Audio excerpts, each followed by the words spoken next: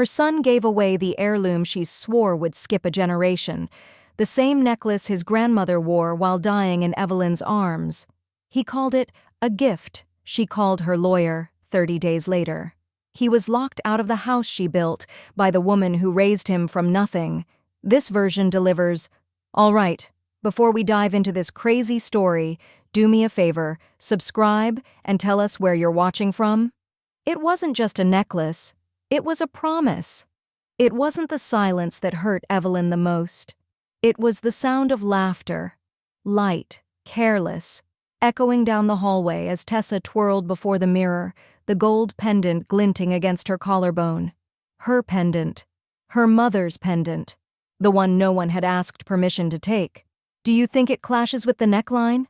Tessa's voice floated out like perfume, expensive, showy, forgettable.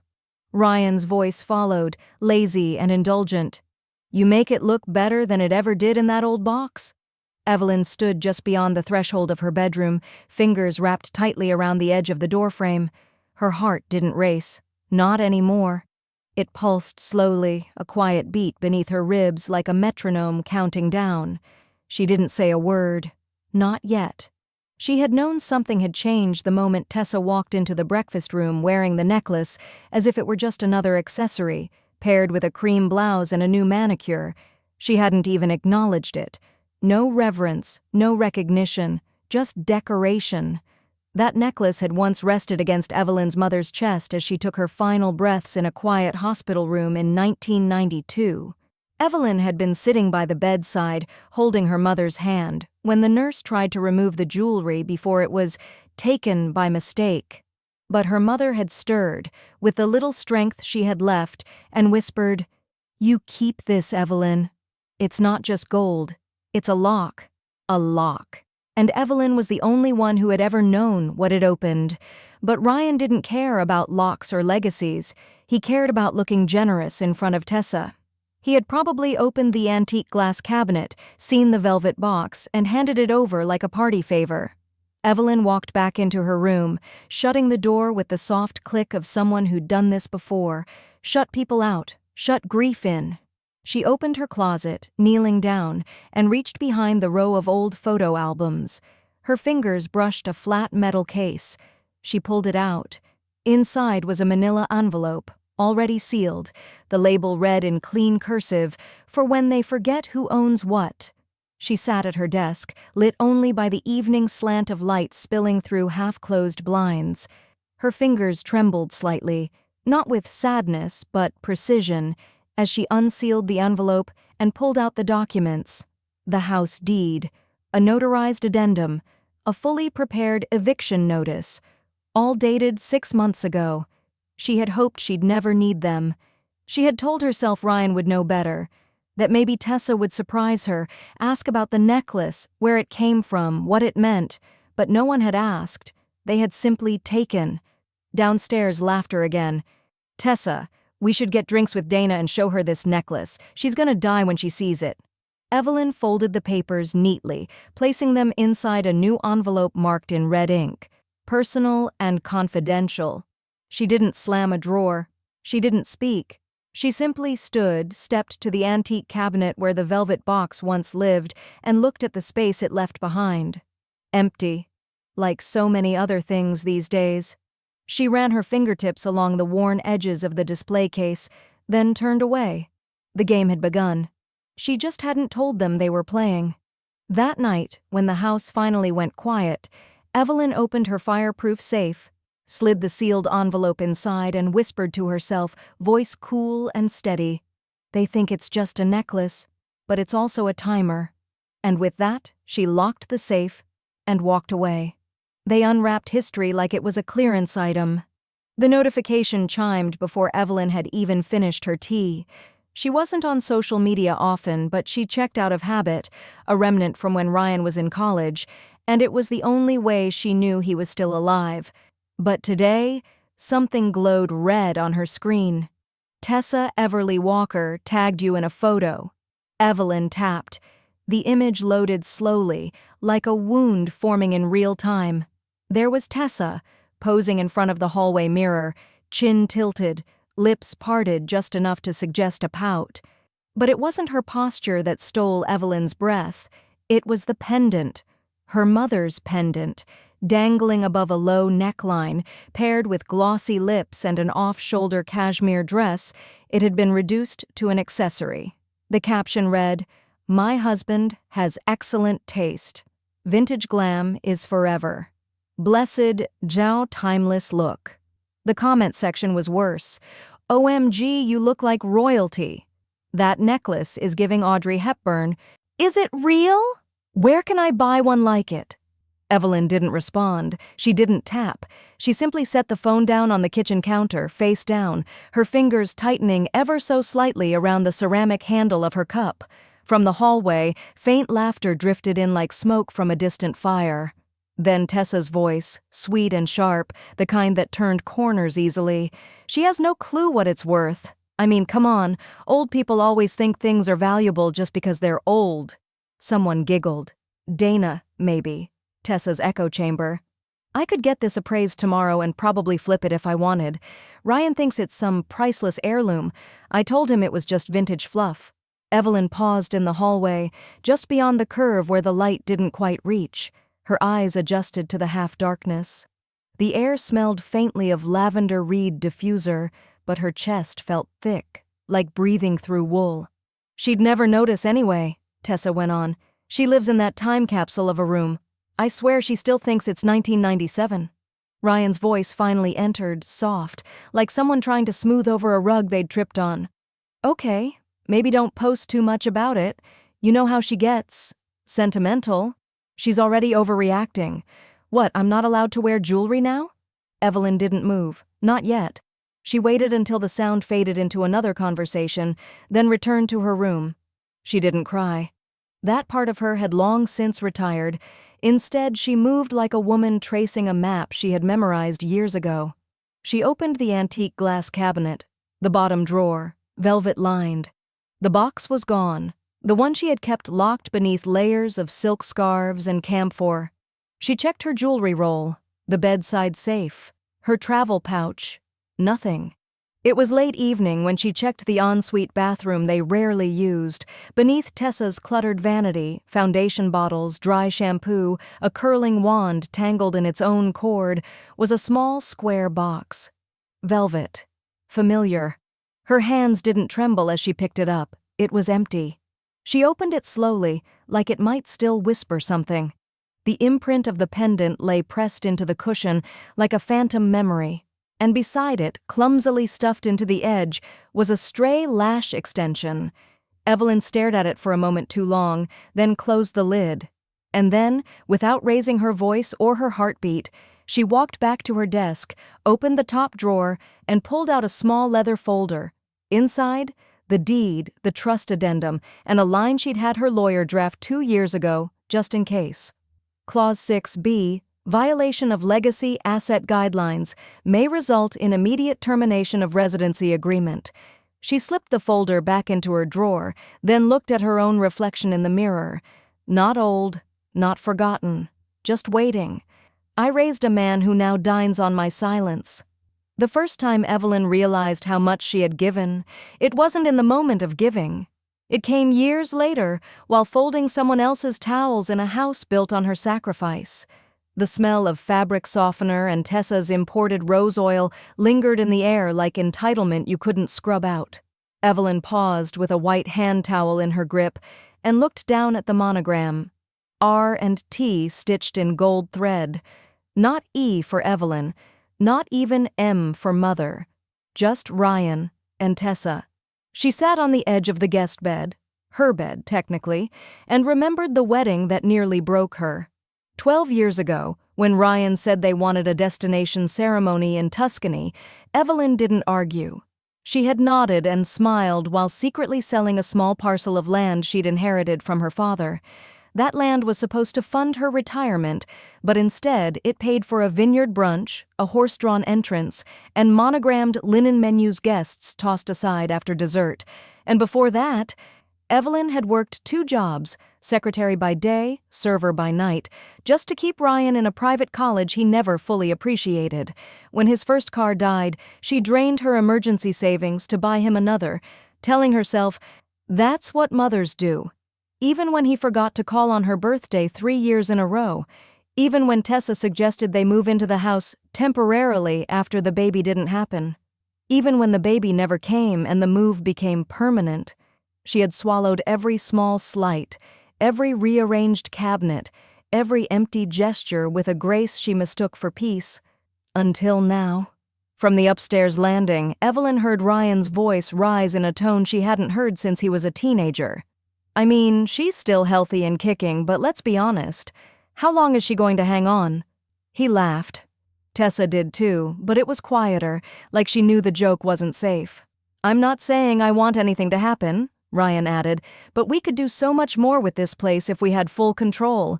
You've seen the market. We're sitting on gold. Control. Not home, not memory, not love." Evelyn didn't confront him. Instead, she went back to her room, opened her laptop, and typed in the words, "Tenant eviction in shared property. Can you evict family members from your own home? Rights of a property-owning parent against adult children?" The screen glowed back with terms like quiet title, unlawful detainer, occupancy agreement. She clicked. She read. She took notes. The hum of the ceiling fan above her head was the only sound in the room, like a clock ticking louder than it should. Her fingers moved with purpose as she bookmarked legal resources, downloaded sample notices, and highlighted clauses. That night, she didn't sleep. She sat at the small desk tucked against the wall, the one her husband once used to write grocery lists and crosswords. A black and white photo of the two of them sat just beyond the glow of her reading lamp. She turned it slightly so it faced her. "I think it's time," she said to the picture. "You always said I waited too long to act." The next afternoon, she visited a law office tucked behind the town's post office. No appointment, no fuss, just a walk-in, a name, and a face they hadn't seen in a while. "Evelyn Hart," she said. "I'm here to see Mr. Wallace. Tell him. It's time." The receptionist looked up. "He'll be glad to see you." And he was. George Wallace had represented Evelyn through the probate of her mother's estate, the zoning red tape after her husband died, and even that absurd neighbor who once tried to claim the backyard fence was too high. He was gray now, with slower hands but sharper eyes. "You've been quiet a long time," he said, leaning back in his chair. "I thought that was loyalty," she replied. "Turns out it was just leverage."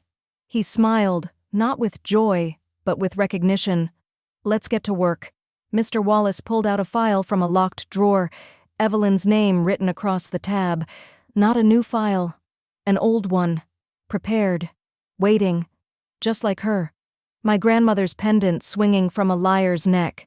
Evelyn didn't mean to walk in on the party. She had only come downstairs to retrieve her ledger from the bookshelf by the living room window, the one no one else touched.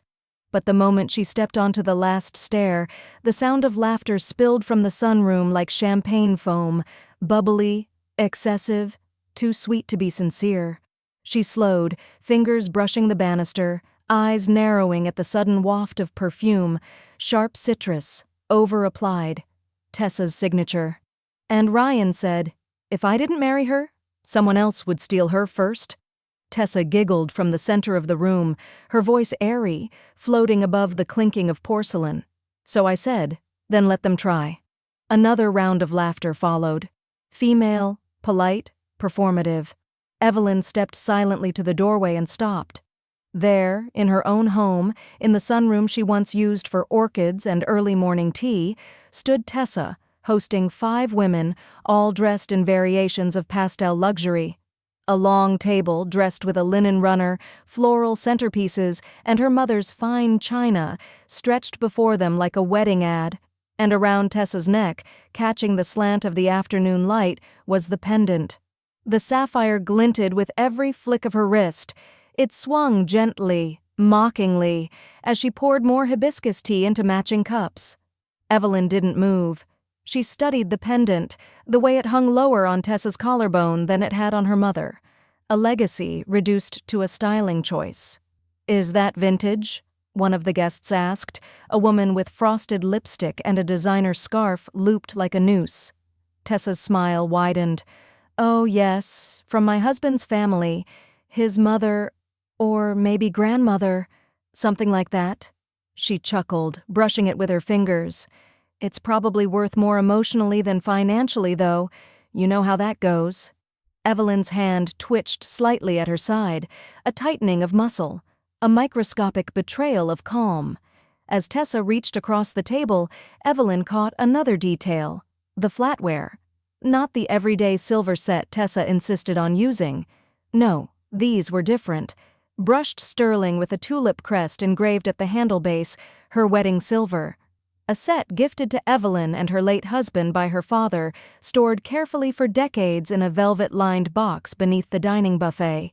And there, lying beside the fruit tart plate, was a mismatched knife, thinner, sleeker, not part of the original set. Evelyn blinked once and took a step forward. Tessa noticed her now, mid-sentence. Oh, Evelyn, hello. I didn't know you were back from errands. Her tone was just slightly too high, her smile too pointed. A host caught red-handed, but hoping the guests wouldn't see the blood. I wasn't out, Evelyn replied coolly, eyes sweeping over the room. But I see the silver is. The guests chuckled, unsure of whether it was a joke. Tessa covered it with a laugh and turned to refill another glass, voice syrupy sweet. Oh, Evelyn's a collector. Her things are stunning. I just wanted the ladies to enjoy a bit of old-world charm. Evelyn walked to the bookshelf without another word, picked up her ledger, and turned to leave.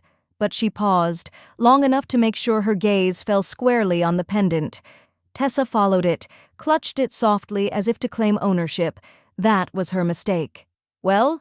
One guest murmured, brushing crumbs from her lap.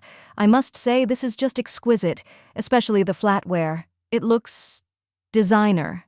Tessa's eyes flickered. Oh, it is, she said too quickly. I picked it up from a boutique in the city last month. The woman raised her brows. Really? Looks antique, like an estate piece. My grandmother had the same pattern. Tessa's smile cracked. Evelyn didn't blink. As the laughter resumed, fainter now, forced, Evelyn turned back toward the stairs, her voice low, steady, directed toward no one in particular. Funny. Things do have a way of ending up where they don't belong. And this time, the only sound that followed her was silence. She thought it was just a necklace. She had no idea it was a key. Evelyn stared at the pendant in the mirror, not around her own neck but reflected from Tessa's as the younger woman strutted across the lawn in a wide-brimmed hat, sipping wine from a stemless glass. The chain glinted like it always had, elegant, sharp, deceptively simple. It was never just a necklace, it was a trigger. Her mother, Ada Hartley, had built a modest fortune not in gold or stocks, but in secrets. And one of those secrets had been placed into Evelyn's hands on a cold autumn night 30 years ago, when the lawyer handed her a safety deposit box key and whispered, "Only when you need it, not before." The pendant, crafted in Florence, heavy for its size, was fitted with a pressure-sensitive clasp and micro-engraving only visible under ultraviolet light. The day her mother died, Evelyn had learned what the necklace truly was, a biometric key to unlock a dormant trust, one that had never been documented publicly, one that could only be accessed by the direct line of Ada Hartley, and with the pendant present during verification. And now Tessa had worn it into a boutique estate showroom in Napa. She had even boasted about it to the clerk, who just happened to be connected to Hartley Holdings, the firm that monitored dormant assets. Evelyn received the call 2 days later. "Ms. Hartley Walker," the woman said on the phone, formal but curious. "Someone presented a key matching your heirloom asset. You haven't verified movement on this trust in nearly 3 decades. Are you authorizing the access?" Evelyn's heart didn't race. She simply said, "I need to schedule a meeting. In person. Immediately." She was already halfway through packing a small leather bag when she hung up. The next morning, she arrived at the downtown San Francisco office of Hartley Holdings. The building was understated but fortified, the kind of place built for wealth to pass quietly through generations. A security badge was issued, fingerprints scanned, and finally, Evelyn was escorted into a vault room lined with temperature-controlled glass cabinets. The trust manager, Ms. Lang, was elegant, sharp-eyed, and respectful. She motioned to a velvet box, already set on a polished table. The pendant rested inside. This was verified by visual match and sensor data. The woman who wore it claimed it was a gift, but she failed the identity confirmation. "She's not blood," Evelyn replied, sitting gracefully, "and the necklace was not a gift. It was tampered with."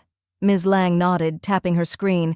"There are contingencies in place. The trust activates only with two criteria: the biometric signature of the heir and the presence of this pendant. Since her input failed, the fund is still intact." "How much is it worth now?" Evelyn asked quietly. "With dividends, assets, and inflation?" Ms. Lang's mouth curved slightly. "Roughly 2.4 million. Evelyn blinked once. That number had been theoretical for so long, it almost didn't land, but now, sitting beneath cold LED lights, across from the woman who held the gate, it felt less like wealth and more like justice. "Freeze it," Evelyn said. "Flag it. If anyone tries to access it again, I want legal breach protocol initiated." "And yourself?" Ms. Lang asked. Evelyn's eyes hardened. "I'll let you know when I'm ready." On the way out, Evelyn stopped by the coat room, reached into her purse, and pulled out a photo. A picture of her mother, seated in the old garden, wearing the pendant and holding baby Ryan on her knee. She stared at it for a long second. Then she folded it, placed it into the inner lining of her coat, and stepped into the hallway. The air outside tasted like change. Cold, dry, but fresh. That night, back at home, Evelyn poured herself a glass of water, walked into her study, and unlocked the desk drawer. Inside was the tenant agreement, the eviction notice, and now a printed statement from Hartley Holdings. Trust asset, frozen. Unauthorized attempt flagged for investigation. She smiled. For the first time in months, it reached her eyes. Tomorrow, she'd begin the countdown. 30 days sounds fair. After all, they had 30 years of my kindness. Evelyn folded the last document with a quiet precision, sealing the final edge with a neat swipe of adhesive. The envelope was thick, the paper inside heavy with authority. Her fingers hovered for a moment over the embossed stamp on the corner, official notice of termination of residency. The sun hadn't even reached the midpoint of the sky, but Evelyn had already spoken to the courthouse, filed digitally through Mr. Wallace's office, and printed 3 notarized copies. The process had taken less than 24 hours, but in her heart the decision had been signed long ago. She placed the envelope into a sleek black box, recycled from an online boutique delivery, and wrapped it in soft tissue paper. Then she slid the thin satin ribbon over the lid and tied a bow. Not tight, just enough to give the illusion of something worth unboxing. She didn't include a note. There was no need. By mid-afternoon, the package sat innocently on the hallway console table, where Ryan usually dropped his keys and Tessa stacked her unopened beauty PR mail. Evelyn didn't linger. She went upstairs, sat in her reading chair by the window, and waited. Not for drama, but for clarity. It didn't take long. "Babe?" Tessa's voice echoed from downstairs, sing-song and curious. "Did you order something from Florence? This has no label." Ryan muttered something Evelyn couldn't hear, followed by the rustle of tissue paper and the creak of cardboard being peeled open. Silence. Then a low, sharp exhale. "What the hell is this?" Footsteps thundered up the stairs. Evelyn closed her book. Ryan burst through her door without knocking. His face was flushed, his jaw tight, the notice crushed in his fist like a letter from death itself. "What the hell is this, Mom?" Evelyn didn't flinch. "Read the second page. That's the important part." "You're evicting us?" he hissed. "Are you out of your mind? This can't be legal." "It's entirely legal," she replied. "And overdue." Tessa appeared behind him, eyes wide, her voice rising. "You wrapped it like a gift?" Evelyn turned her head slowly, meeting her gaze. "It was one." Ryan stepped forward, his voice breaking. "You're kicking us out of the house I grew up in? You grew up here. You didn't pay for it, you didn't maintain it, and you certainly didn't respect it. He looked like he might argue, but the fire in his eyes flickered. He knew. Deep down, he knew. Tessa crossed her arms, trying for control. "We just hosted your friends for brunch last week." "You hosted your brand," Evelyn said flatly. "And you wore my mother's legacy like costume jewelry." Tessa's mouth opened, then closed. "I gave you 30 years of my care, my patience, and my silence," Evelyn continued. "I'm giving you 30 days of warning. That's more than fair." Ryan's voice dropped. "Please don't do this. We can talk. Work something out. You don't have to be this. Clear?" she offered. He stepped back, wounded. "You have until the 5th, Evelyn said. "No exceptions." She turned back to her book without another word. Behind her, Ryan stood frozen. Tessa reached for his hand. "And Evelyn?" She smiled, just slightly, at the chapter title. "Inheritance Interrupted." "They remembered I was mom, only when the roof slipped." The roses on the breakfast table were the first sign Ryan was planning something. Evelyn stood at the counter, stirring cream into her coffee, her eyes flicking briefly to the overpriced bouquet, crimson petals too perfect, no scent at all. They sat in a crystal vase Evelyn didn't own, likely borrowed from Tessa's vanity collection of props and illusions. She didn't ask. Ryan appeared next, awkward in his own kitchen, hands in his pockets like a boy about to confess to breaking a window. "Morning?" he said, softer than usual. Evelyn nodded. "Afternoon." He scratched the back of his neck, then motioned to the table. I was hoping we could talk. Just us. No tension." "That depends on your definition," she replied, setting her mug down and sitting. "Speak." He sat too, across from her, eyes scanning the table instead of her face. "You remember that summer at the lake house?" he began. "I had that dumb fever, and you stayed up every night with me. You wouldn't even go out on the boat until I got better." Evelyn didn't blink. "Yes. You read that story to me, The Little Prince, over and over." "Yes." Ryan leaned forward, voice breaking.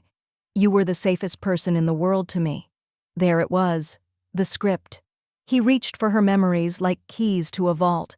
He knew which ones were polished and where the cracks lived. He was pulling her backward in hopes she'd forget the ground she stood on now. But Evelyn remained still. "I was also the one who skipped meals to pay for your school books," she said, voice even. "The one who sold her father's farmland for your wedding." He lowered his gaze. She leaned slightly forward. "And I was still the one who heard you laugh last week about me hanging on too long." Ryan flinched. Evelyn continued, not with anger but with clarity. "Love isn't ownership, not of a house, not of history, not of me." From the doorway, Tessa's voice slid in like a knife. "Oh, I see. So now it's a punishment." Evelyn turned slowly. Tessa walked in holding a sleek tablet and a forced smile, which faded quickly as she locked eyes with Evelyn. "You're using your money like a weapon," Tessa said coldly. "This isn't justice. It's ego." Evelyn stood, calm, poised.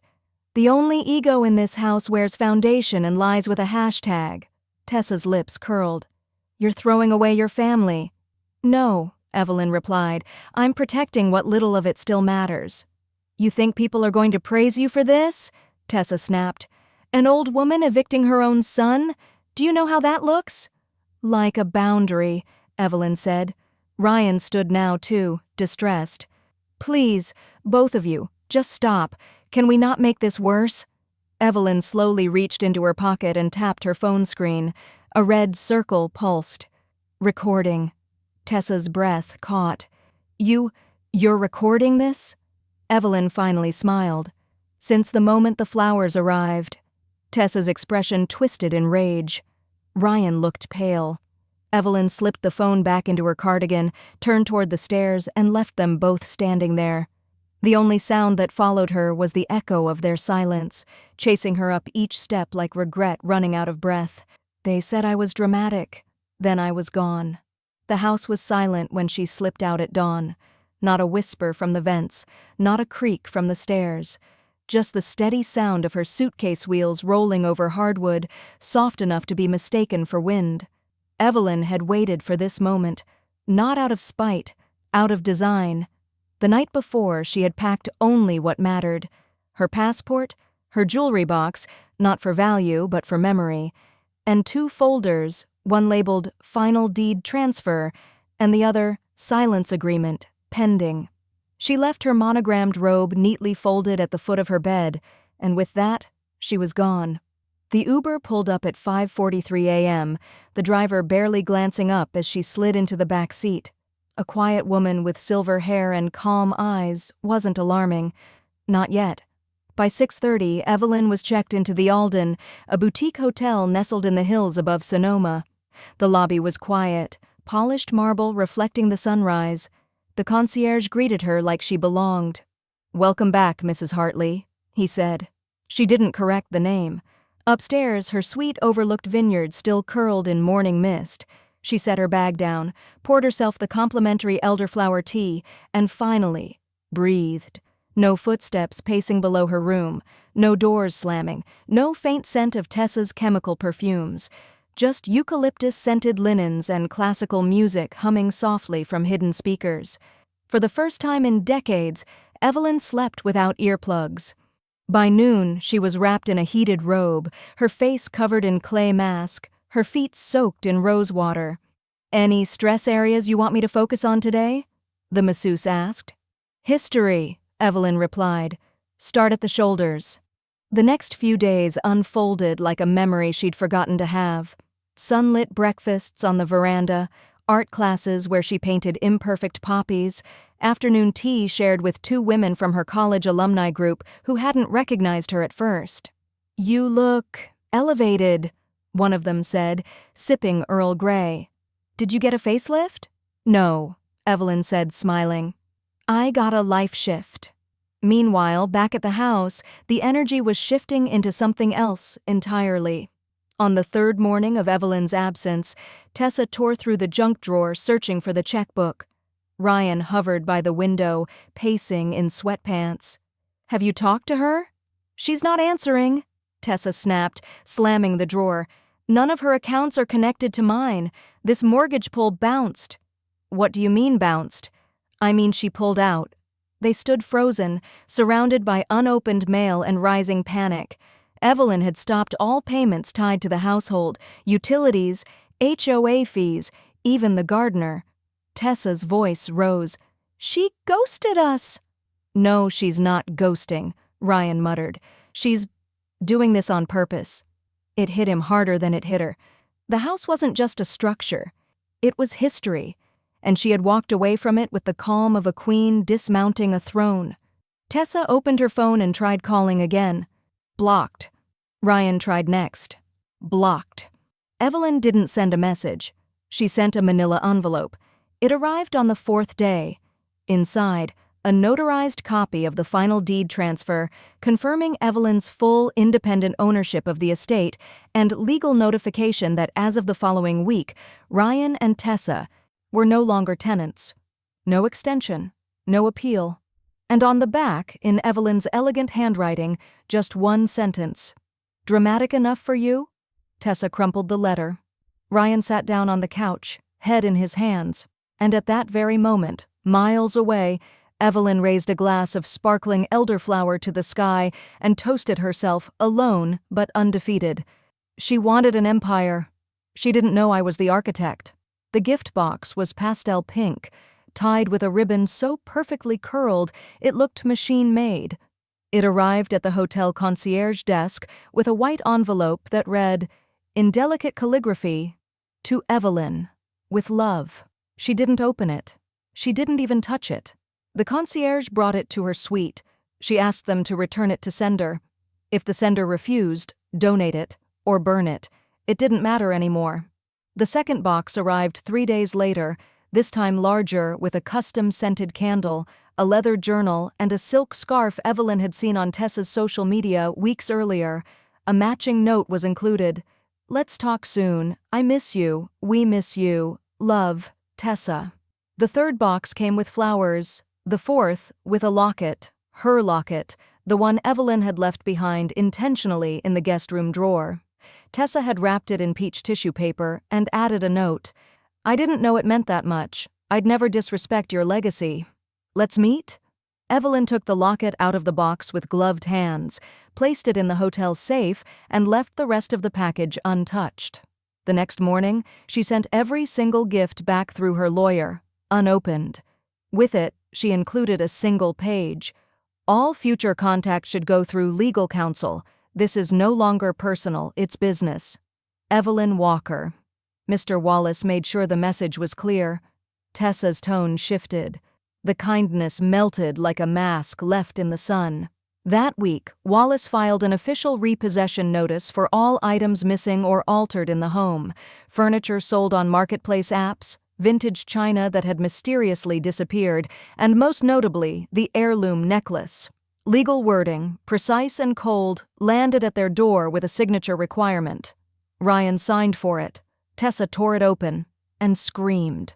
Meanwhile, Evelyn was in the hotel library, flipping through a book on landscape design, her reading glasses low on her nose. A staff member approached her, soft-voiced. "Ma'am?" "There's a call from Officer Landers with the local police. He said it's urgent." She took the call in the business center, standing by the tall window as the sun began to melt into the vineyards. "This is Evelyn Walker." "Ms. Walker, this is Officer Landers with the Sonoma Police Department. I'm sorry to bother you. We just received a report filed in your name." From a Ms. Tessa Langford, Evelyn's brow lifted. "And what exactly was reported?" "She's claiming you forged property documents and unlawfully locked her and her husband out of the residence." Silence stretched. Evelyn blinked once, slowly. "I see," she said. "We're required to investigate, ma'am," the officer continued, "but we've reviewed the documents from your legal counsel. Everything checks out. I just thought you'd want to know before we close the file." Evelyn exhaled lightly, almost a laugh. "Thank you for your courtesy." "One more thing," the officer added. "She mentioned a pendant, claimed it was stolen." Evelyn's voice went still. "Did she now?" After the call, Evelyn didn't return to her book. Instead, she opened her email, typed a single line to Mr. Wallace, and hit send. "Tell the bank to release the footage from the showroom." She wore the pendant in public. She closed the laptop slowly, the reflection of her face calm, except for her eyes. They were on fire. "She didn't just steal my heirloom, she stole my signature." Evelyn always believed that the ugliest betrayals didn't come with screaming matches, they came with paperwork, and this one had her name printed in looping cursive on 3 legal documents, a name she never wrote. It was a Friday morning when Mr. Wallace called. Evelyn had been sipping chamomile tea on the terrace of the Alden, a linen blanket across her lap, the soft rustle of vines below. Her phone buzzed twice, then once more. Wallace never called 3 times unless it mattered. She answered with one word. "Yes?" "Evelyn," Wallace said, tone clipped but urgent. "Did you authorize a sale of Hartley Ridge?" Her blood slowed. "Excuse me?" He continued. "The small acreage outside Millstone. It was filed last month. Finalized last week. Documents bear your signature. But I know your hand, and this isn't it." Evelyn's fingers tightened around the mug. She could smell the faint citrus from her tea, could hear the birds still singing. But in her chest, everything went quiet. Hartley Ridge wasn't just land. It was history. Her great-grandparents had homesteaded it after the war. Her grandfather had planted every pine along the eastern fence line by hand. Evelyn had spread her mother's ashes beneath the oldest tree the year Ryan was born. The property had been in her maiden name trust for over 90 years. And now, some stranger owned it. No, not a stranger. Tessa. Wallace emailed the scanned documents within minutes. Evelyn reviewed every page on her tablet, her face unreadable. The buyer had been a real estate developer in Nevada. The signature on the release form? Almost perfect. Almost. Too perfect. Too careful. Her own signature wasn't careful. It was lived in, organic, slanted by time. The one on the file was pristine, deliberate. "She didn't just forge it," Evelyn said to Wallace, her voice low and razor-sharp. "She practiced." He agreed. "This qualifies for felony-level forgery and real estate fraud. We can press charges immediately." "And the bank?" "We're pulling access logs now. The security footage from the notary visit has already been requested. We'll find her. Evelyn exhaled. Find her? She's not hiding. She's celebrating. That evening, Evelyn scrolled through Tessa's social media, her thumb still and steady. Post after post, captioned with champagne emojis and soft-filtered images of sunsets, told the story of a woman drunk on victory she didn't earn. One video showed Tessa twirling in front of a private retreat property she called their weekend escape, holding up a key and smiling at the camera. The caption read, "Manifestation works, babes. Own it, Legacy Queen." Evelyn paused the video. Tessa's wrist, barely visible, wore the Hartley pendant, and now the key to that property sat with her, thanks to a stolen name. The next morning, Mr. Wallace filed the formal criminal complaint. A civil lawsuit followed. Evelyn didn't need a trial to feel vindicated, but she would take one gladly. That afternoon, back in the suite, she sat with her hands folded on the desk, staring out the window at the golden rows of vines. She'd once thought her revenge would taste loud, explosive, but this quiet demolition was more satisfying than thunder. A knock came at Tessa's door at 10:12 a.m. She opened it barefoot, wearing a luxury robe and eye patches, holding a coffee cup labeled "Boss Babe." The man at the door handed her a folder. "You've been served. Charges include document forgery, fraudulent sale of restricted property, and financial misrepresentation." Tessa blinked. Behind her, Ryan called from the kitchen. "Was that Postmates?" Tessa didn't answer, because taped to the front of the folder, written in Mr. Wallace's fine penmanship, was one line, "Fraudulent Queen, real consequences. Every brick carried my sacrifice, now every door locks them out." The judge didn't raise her voice. She didn't have to. The ruling echoed louder than any gavel. A single, decisive sentence. Effective immediately, the property at 241 Hollow Glen is to be returned to its sole legal owner, Ms. Evelyn Walker. Tessa sat frozen. Ryan's head dropped into his hands. The courtroom didn't cheer or gasp. It was too stunned for noise. Only Evelyn stood, slowly gathering her documents into a navy blue leather folder. Calm, unbothered. Her scarf, a pale silk with olive green trim, moved slightly in the breeze as she passed them. Outside, Mr. Wallace waited by the car, already on the phone with the locksmith. By 3 p.m., Evelyn was back in her driveway. A place that had, for years, felt like a blurred edge of home. Now, it felt like justice. She stepped out onto the pavement, her heels clicking softly.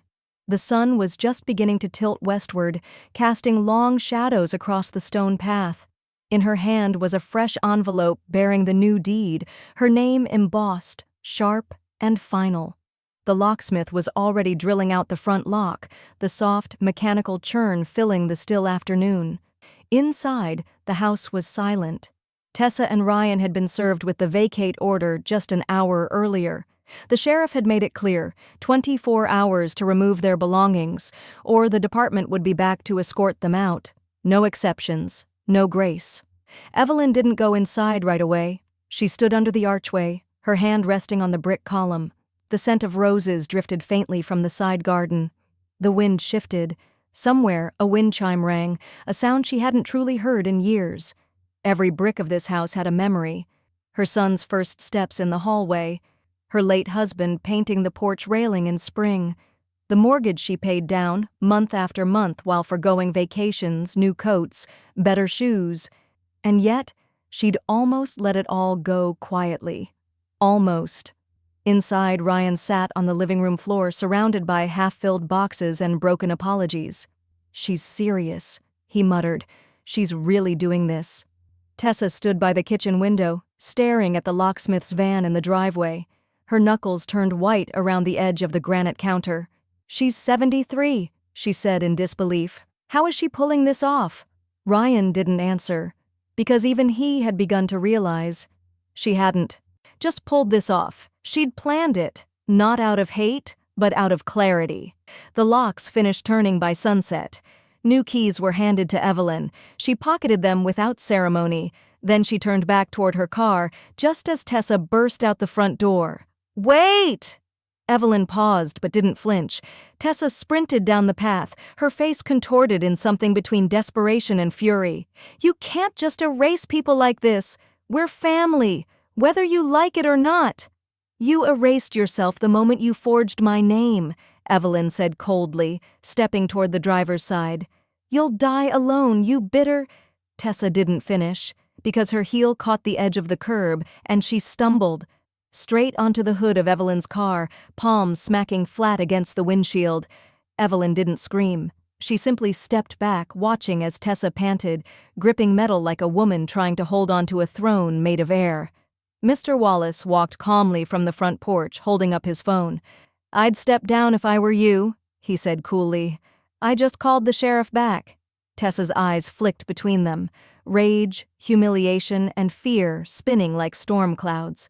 Evelyn slid into the driver's seat and closed the door. The window rolled down with a soft hum, and she said only one thing. "You never knew whose house this was. They had no home. I had no more guilt."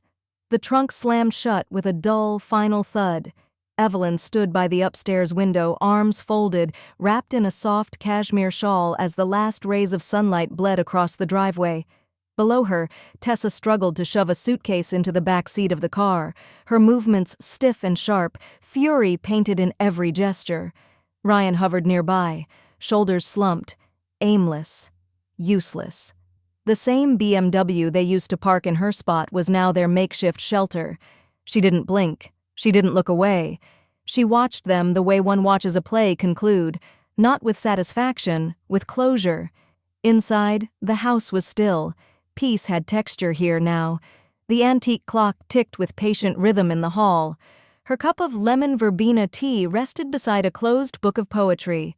A vanilla-scented candle flickered in the corner, and for once, the silence didn't ache. It soothed. Down below, the engine didn't start. Ryan crawled into the driver's seat, head against the steering wheel. Tessa tossed her handbag aside and sat cross-armed in the passenger seat, her feet propped up on the dashboard like it still belonged to her. It didn't. Not anymore. Years ago, Evelyn had spent a night in that same car. It had been winter. She'd just driven Ryan, then 6 years old, to the ER for a severe asthma attack. She couldn't afford both medication and a hotel, and the hospital's waiting room had been full of flu patients coughing into cracked hands, so she'd slept in the car. Cold, curled in the driver's seat, listening to her son breathe through the thin clinic window beside them. She hadn't told anyone that story, not even Ryan, and now he was the one sleeping in a leather seat under a streetlight. But this time, the emergency wasn't medical, it was moral. At midnight, Evelyn stepped out onto the porch. The sky stretched wide above her, a canvas of stars untouched by guilt. She inhaled slowly, deeply, tasting the night air, clean and quiet. Then she turned and went back inside, closing the door with the gentleness of a woman who had learned that peace required firmness. She slept that night in a linen-covered bed, with memory foam pillows and silence around her like a lullaby. Outside, the heater in the BMW sputtered once, then failed. In the morning, Evelyn didn't go out right away. She made herself eggs, poured orange juice into a crystal glass, and set the table for one. The car was still there, windows fogged, back seat crowded with bags and tangled chargers. A half-eaten protein bar wrapper crumpled on the dashboard. Ryan got out first. He stretched with a grimace and rubbed his lower back. Tessa didn't follow him. She sat in the car, arms crossed, glaring out at nothing. Then something changed. Ryan approached the house, his steps hesitant, his eyes darker than she'd ever seen them. He didn't knock. He bent down at the steps, pulled a folded piece of paper from his coat pocket, and laid it carefully on the doormat, like an offering. Then he walked away without looking back. Evelyn stepped outside after hearing the car drive off. The paper fluttered faintly in the breeze. She stared at it for a long moment before picking it up. No envelope, just her name. Inside, a single handwritten note in her son's uneven cursive. It read, "I didn't know. I don't think I ever did. But now I do." She read it once, then again.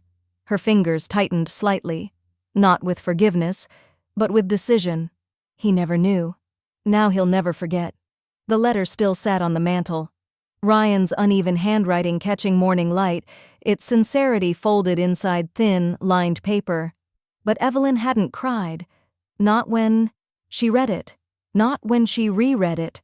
And not when she placed it where the family photos used to be, between a dusty porcelain figurine and an old clock that hadn't ticked in years. Because some truths demanded more than forgiveness. They demanded revelation. Evelyn sat across from Mr. Wallace in his office the next afternoon, the oak-paneled room humming faintly with the sound of rain tapping against tall windows. She held a folder in her lap. Her fingers, though steady, were clasped tighter than usual. Wallace leaned forward. "You seem different today." "I am," she replied quietly. He waited. She opened the folder, revealing a worn envelope, edges yellowed, but the ink still bold. "Before we go further with the inheritance revisions," she said, "there's something you need to understand." Wallace nodded once. "Go on." Evelyn took a slow breath. "Ryan isn't my biological son." Silence fell in the room like a dropped stone. Wallace blinked. "Excuse me?" She met his eyes. "He's adopted. Has been since he was 2. Wallace leaned back, his expression unreadable now. "I didn't know. Few people do. I never hid it maliciously, just chose not to make it the story." She paused, then added, "He never asked, either." Flashback. Winter, 1987. She had just turned the corner behind St. Mark's Church, her hands full of donated blankets, when she saw the small bundle, tucked beside the dumpster, whimpering beneath a shredded blue tarp. A boy. Not more than 2. Face smeared with soot and tears, fingers blue with cold. There was no note, no name, just a plastic bracelet around his ankle from a county clinic, half torn off.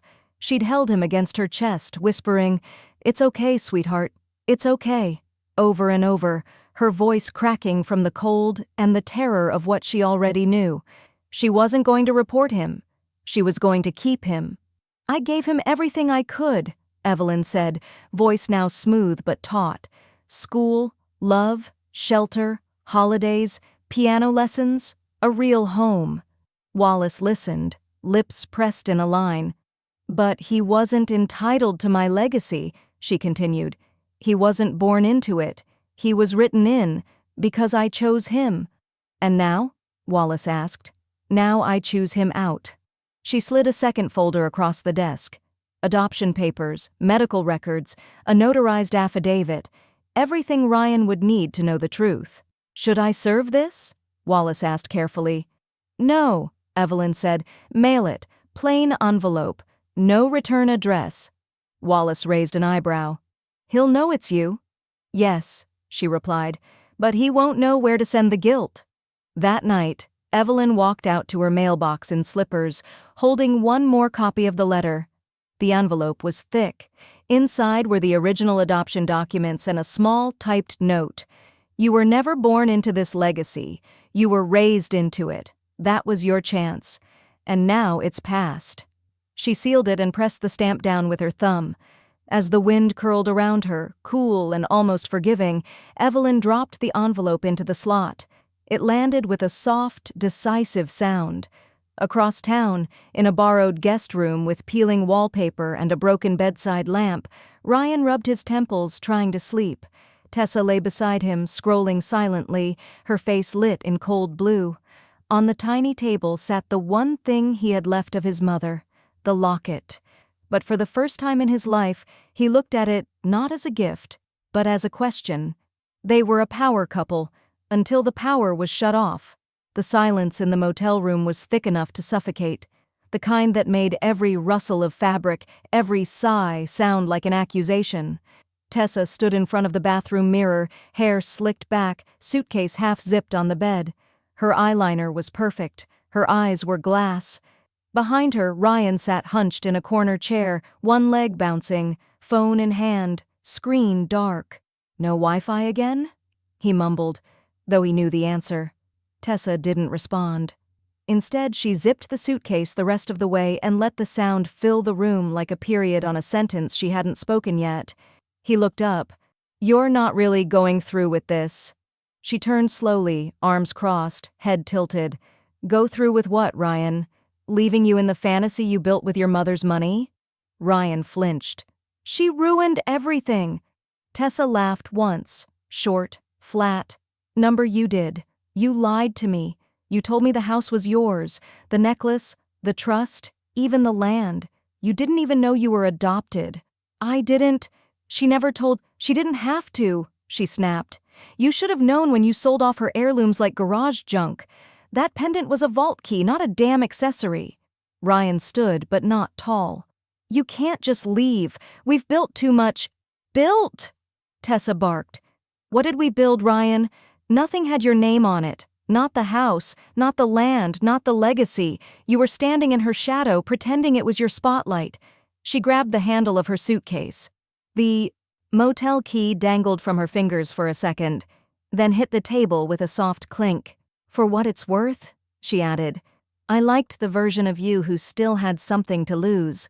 And just like that, she walked out. 2 days later, Evelyn sat at the sunroom table of her new residence, a serene hilltop townhouse with flowering vines curling across the windows. The air smelled of lavender and ripe fruit. A tea tray sat beside a stack of fresh mail. The invitation was at the top. Embossed. Cream and gold. Elegant. The 17th Annual Women's Legacy Gala, honoring Evelyn Walker for strength in silence and revolution in grace.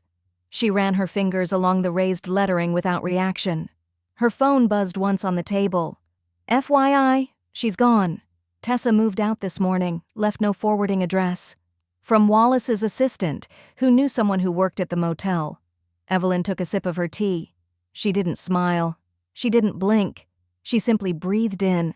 And for the first time in years, the breath didn't catch in her chest. Outside, the wind pressed softly against the windows, and a pair of children laughed in the street below. Evelyn folded the invitation carefully and tucked it into the desk drawer. Not because she was undecided, because she already knew what she would wear. A knock came at the door. She rose without hurry and opened it. A woman stood there, smartly dressed, clipboard in hand. Ms. Walker, she asked, we'd love to feature you on the Heritage and Grace panel. You've been selected as a keynote speaker. Evelyn's gaze dropped to the clipboard, and she whispered with quiet certainty, it's time someone like me told the story. They took my pendant. I took back my power. The ballroom lights were soft gold, brushing across the marble floor like honey poured from the ceiling. Chandeliers shimmered above the round tables dressed in cream linen. Waiters glided between floral centerpieces, refilling water glasses beside stemmed flutes of champagne. Camera flashes blinked like distant lightning near the press table. But in the center of it all, Evelyn sat still, not unnoticed, observed. A woman who didn't need to command the room to own it. She wore navy silk, tailored to move with her like air. Around her neck was no pendant, no borrowed memory. Just a soft scarf in ash gray, knotted gently, as if even fashion bowed quietly to her. Lucia Delgado had offered to escort her to the podium. She declined. When Evelyn rose, her heels clicked like metronome ticks on the stage steps. She didn't fumble, didn't clear her throat. She began before the room even knew to quiet. I spent decades believing that silence was strength, that biting my tongue was grace, that endurance made me noble. She paused, gaze steady across the crowd. But endurance without boundaries is just surrender dressed up as politeness. A ripple moved through the room. Not a murmur, not shock, respect. I was raised to believe that legacy was something you protected in velvet boxes, behind glass, untouched. Her voice remained calm. But I've learned that legacy isn't what you pass down, it's what you refuse to let go unchecked. She looked toward the front row, where nonprofit founders, local officials, and women she'd once stood beside in food bank lines all sat with eyes wide and still. I am not here because I survived. I'm here because I finally stopped letting survival be the only thing I did. Applause rose slowly, then bloomed into a standing ovation. But Evelyn didn't linger. She nodded once, descended the steps, and moved toward the donation box near the exit, its plaque etched with the words, for mothers who raised nations with nothing but willpower. She opened her clutch and slipped in a signed letter. Half her trust, allocated for single mothers abandoned in the system, for women who were left holding babies and bills, for women like she had once been, and never would be again. Later that night, the townhouse was quiet, peaceful in the way that no longer felt empty. Evelyn moved through the hallway slowly, barefoot on hardwood floors, glass of red wine in one hand. The fire flickered low in the living room, casting warm shadows across the walls. She entered the study. In the corner stood the old cabinet, polished now, its glass no longer fogged from years of disuse, but clear, reflective, proud. Inside it were not relics of someone else's past, but hers. A small framed photo of the night she bought her first used car, a letter Ryan wrote her in crayon when he was 4, a copy of her gala speech, the deed to her name, and at the center, not the pendant but a new necklace, designed by a local jeweler she now sponsored, carved with the words, "Built, not inherited." She took the key from her pocket. It wasn't fancy, just brass, slightly worn. With a faint click, she locked the cabinet, not out of fear, but out of choice. She sipped her wine and sat by the window. Beyond the glass, the garden rustled faintly with breeze. Not one of those heirlooms inside the cabinet had come easy. They weren't gifts, they were trophies. Proof that sometimes the most valuable things weren't things at all. Turns out I wasn't losing anything. I was finally choosing.